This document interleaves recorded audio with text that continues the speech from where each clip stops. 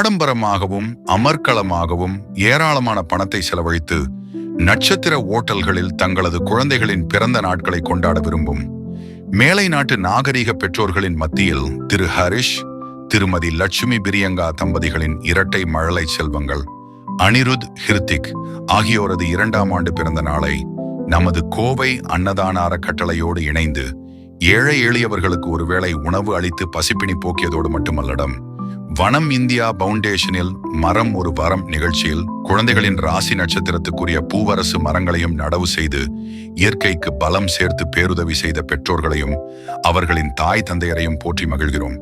வற்றாத செல்வம், குன்றாத வளம், நல்ல நினைவாற்றலோடு கல்வி செல்வம், அருட்செல்வம், பொருட்செல்வம் பெற்று ஆயுள் ஆரோக்கியம் ஆனந்தத்தோடு நிலைத்த புகழோடு வாழ்வாங்கு வாழ்ந்திட இந்த மழலை செல்வங்களையும் மனமாற வாழ்த்துகிறோம்.